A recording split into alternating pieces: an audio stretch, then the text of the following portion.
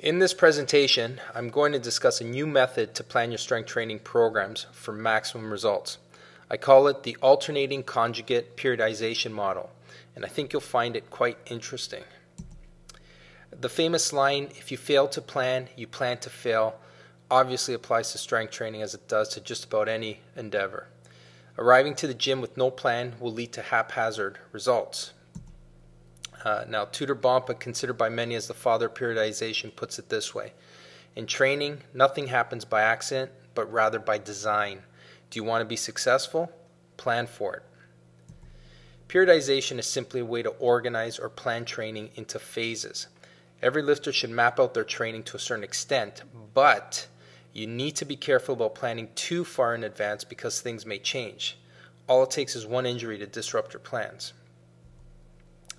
Now, a typical periodized plan for athletes involves the following sequence of training. You usually start with endurance, followed by hypertrophy, followed by a strength phase, and then finally ending with power training.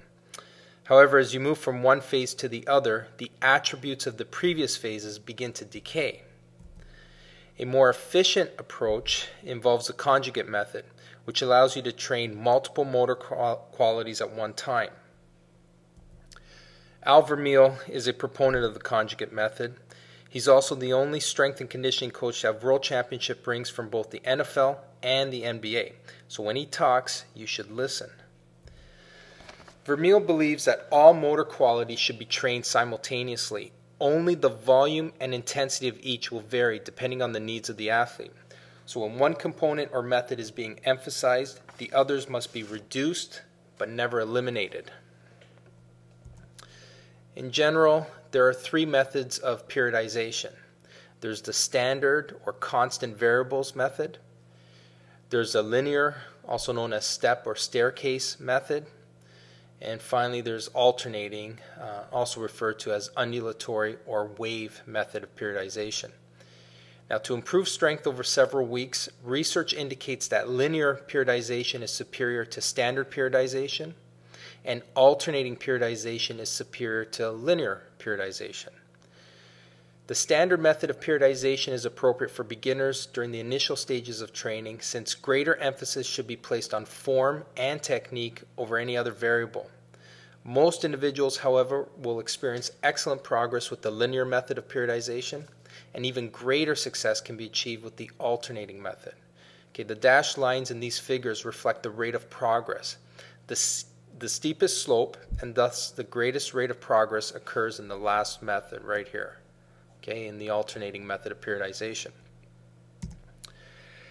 Now, although research shows an improvement in strength with daily, weekly, and bi-weekly undulating periodization models, recent evidence from Germany suggests a longer period for significant morphological adaptations to occur when rotating between hypertrophy and strength and power phases.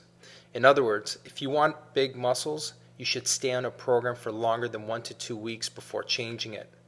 Of course, individual rate of adaptation will ultimately determine the duration of a program, but on average, a 4-week period for most individuals works well. Now, I've combined undulatory loading with a conjugate approach of training to come up with the following models for maximum strength, hypertrophy, and muscular endurance. Okay? Power is also promoted in these models since the intent of all concentric actions are performed in an explosive manner. So you'll see here a 5-0-x-0 tempo, a 3-0-x-0 tempo, and a 1-0-x-0 tempo. The X refers to explosive concentric actions. Each training session consists of 3 pairs of antagonistic exercises. You have an A pair of exercises, a B pair of exercises, and finally a C pair of exercises. So there are 6 exercises per workout.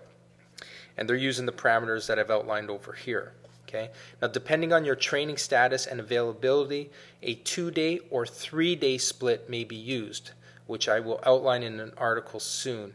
It's actually pending release on a major online publication as we speak, so stay tuned for that. We'll let people know when that's published through our newsletter and through our social media pages. I've devoted an entire chapter on periodization in my book, The Elite Trainer, and that starts on page 101. So check that out when you get a chance. And that's it for now. Thanks for listening, and don't forget to look for my alternating conjugate periodization article coming out soon. Thanks again.